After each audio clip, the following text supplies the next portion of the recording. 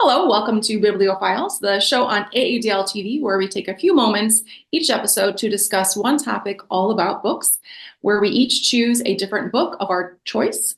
My name is Amanda, and I am joined, as always, by Christopher and Lucy. And we are actually about to record our final episode of Bibliophiles. It is bittersweet, but we've got a fun topic to round out over 4 years of discussing books on here. And today's topic, we are discussing books in translation. So, Christopher, why don't you tell us about your book? I was so happy to read this book. It's written by Katerina Kutzbielova. It's called The Bonnet, and it was translated by Julie and Peter Sherwood. This is a quiet, dreamlike, fast read. It really falls between fiction, nonfiction, and poetry because it's so impressionistic. It tells the story of a woman, the author, who travels from Bratislava to a small Slovak village in central Slovakia, and she is learning to sew a traditional bonnet. That's the whole book, but it's so atypical of nonfiction because it is just her impressions of travel on a bus and her walks in the village, her meetings with Roma people who live in the village, and of course, learning how to sew. She doesn't even have a particular interest in traditional folk arts. She just thought this would be an interesting project. But at the heart of this book is her relationship with this traditional bonnet maker in this small village. So the two of them are together, and it's a kind of recollection and memoir in a way of the author's family, this old woman Ilka's family, all the visitors that come to see them, their interactions with people in the small village, memory, death, and really a woman's role in a traditional society. So it is just a lovely book. At one point, the author is really wondering about the end of Ilka's life because she's almost 80 in the book. She has a fall, she goes to the hospital, and you're wondering if Ilka will see her next birthday. And you're also wondering if the author will ever finish her bonnet. So the whole book takes place over 2 years' time. However, although it's a linear story, it's so dreamlike. The only reason I knew it was 2 years is because of the dust jacket description. So it is so lovely and wonderful. I'm really happy that this was my final pick for Bibliophiles. And I think I forgot to mention, but it's certainly implied that the book was translated from Slovak. So, wonderful book to go out on. Lucy, what did you read? So the book that I read is called Elena Knows, and this is by Claudia Pinheiro. It's translated from the Argentinian by Francis Riddle.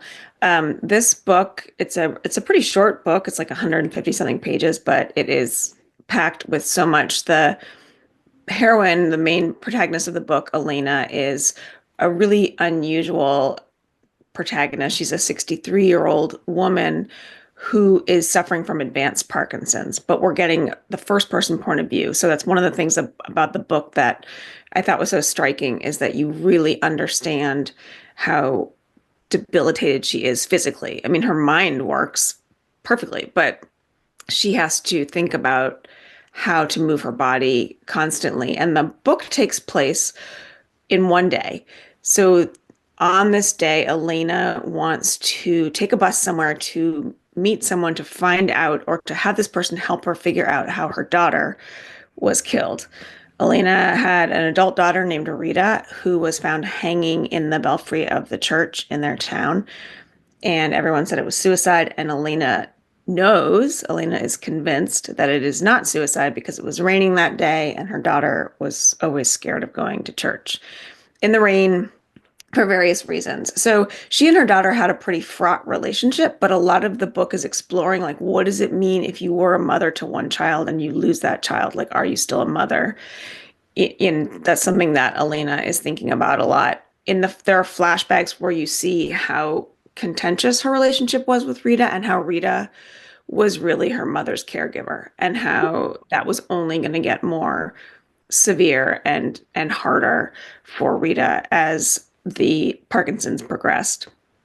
Um, so it's like a lot packed into this 24 hours. What's amazing is that the author has written it in these sections of like first pill, second pill, third pill, fourth pill, because that's how Elena has to get through her day. She has to think, if I'm going to get on the bus, I have to take my pill now. So an hour later, I'll be able to at least move this side of my body to walk to the bus. And it's just like this, you get this sense of being locked in. That's kind of, I've never read another book that had a first person point of view that was so telling about that physical experience. And so that's like a big issue that this book talks about.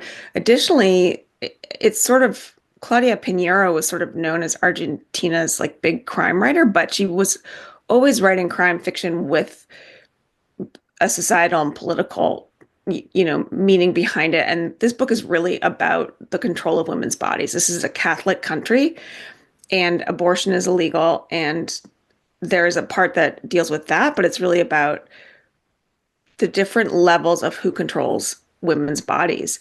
And it's interesting because it's not even just men controlling women's bodies, it's other women asserting control on women's bodies because of the structure of the society and the Catholic environment. Claudia Pinheiro was really involved in getting abortion legalized in Argentina. It finally was in, I think, 2021. So she uses this book to sort of platform that, but it also talks about like motherhood and the sort of the realities of motherhood, how it can be difficult and it can be taxing, but also something that women are assumed to want. And then really talks about the physical and mental daily burden, essentially, of being a woman. And it was so beautifully written. And then it just had these sentences that, like, you just kind of, just kind of lay you basically. You're just like, wow. And I couldn't stop thinking about it when I finished it. So that is a long way to say that this short book has so much in it that I'm not even getting to all of it. But I wanted to read this for a long time. I'm glad that I did read this for this final episode of Bibliophile. So that is Elena Knows by Claudia Pinheiro. Amanda, what did you read? Well, you both chosen such interesting books, and I love that both of them feature a female protagonist, as is the book that I chose. The book I chose, I don't have the book to hold up, but there's a picture on screen for you. It is called The Night Guest, and it was written by Hildur Knudstadter, and it was published in 2021, and then it was translated and released in the US in 2024. The translator is Mary Robinette Cowell, and she actually narrated the audiobook also, which is how I read the book, was listening to the audio. So I thought that was cool that the translator read the audiobook. And this book, it is a slim novel. It is less than 200 pages, and it is a psychological horror book. And it takes place in present-day Reykjavik, Iceland, and features a young woman. I think she's in her maybe mid to late 20s, early 30s. And her name is Idun, and she is suffering from constant fatigue. She is tired all day long. And she wakes up every morning extremely exhausted. She wants to figure out what's going on. So she talks to some of her friends. She goes to multiple doctors to find out what's going on. And they do all of these tests and these blood tests. And some of them don't quite believe her symptoms. And in the end, eventually, there's no apparent cause for what is happening to her, and no relief is given to her. Things are tried, like sleeping pills, that kind of thing, but there's eventually no relief. But she's slowly unraveling because she does not know what's happening to her body overnight. She eventually gets a smartwatch and she leaves it on overnight one night, and she wakes up the next day and come to find out she had walked over 40,000 steps overnight. And then slowly, as the book, it's psychological, it's a thriller. You're sort of going through the motions with her of every night waking up, and she wakes up with bruises. She wakes up There's blood, there's scrapes, and she doesn't know what's causing it. And she's sleepwalking, but what is happening to her and why can't she remember? So eventually, as you go through the book, like some of her past trauma starts coming into play. And the end, I don't want to say anything too specific, but it's not very tidy. And I guess it leaves the reader guessing, or depending on how you read it. Because again, you're reading the book and you're like, what's going on? But again, it's nice that the book is so short because it's a compact version of what's happening. The book, it's atmospheric, it's suspenseful, it's creepy, it's strange. One of my favorite things about the book that it was just, to me, it was original. I hadn't read anything like it. I liked that it was so bizarre and had such a weird ending. I also like the fact that the book had such interesting like points or commentary slightly about like women and in healthcare and how that affects them and how they're heard or not heard. I was also really drawn to this book because it was set in Iceland. It had popped up on one of the lists, and the book sounded interesting. And I was like, "Oh, it's out of Iceland." And I read other books. Some of my favorite like thriller mystery writers are out of Iceland. I think one of the very first episodes we recorded for this show, actually, I talked about one of my favorite Icelandic authors. So this was on my to be read list. So when we had translated books on our list, I said, yes, I'm going to do that book so I can finally give it a listen. And I do recommend it. It's not 5 out of 5. I'll give it a 3 out of 5, but it's a solid read if you want like a suspenseful book that's less than 200 pages. It is horror though. There is some like gross animal cruelty, if that's like a turn off for some. I mean, it's a turn off for me, but if you don't want to read that kind of thing, that's totally a spoiler alert. But yeah, so that is The Night Guest by Hildur Knudsen. Lucy, Christopher, do you have any final thoughts on the show or the books we've talked about today? I've just had so much fun. I can't even tell you. I really went from reading only one very specific kind of book to growing into a full-fledged reader. So the show really changed me, and I've had just such a wonderful time reading all of these great books and learning about other books from talking to the two of you.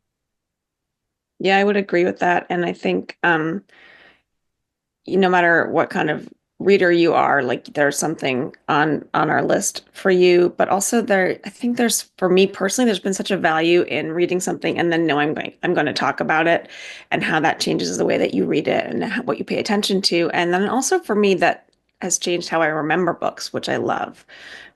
So thank you for giving me that. Yeah, we've had a lot of fun on Bibliophiles. We have been recording the show and recommending hundreds and hundreds and hundreds of books since the fall of 2020. So we've got over 4 years worth of books and book talks that we've done. If you are just tuning in towards the latter episodes of our series Bibliophiles, please check out the rest of the episodes. We have them on the library's YouTube channel, aadl.tv, and you can also find the link on our website somewhere. And then you can still tune in and go back and listen to some of our past recommendations because there are hundreds of books on there that are still like really solid reads. We've got all genres, different categories, all kinds of fun stuff. So we at Bibliophiles want to thank you so much for tuning into this episode and our past episodes. If you have any suggestions or if you want to talk about what we talked about today, feel free to drop us a comment below. We'll still be around to talk about books. See you next time.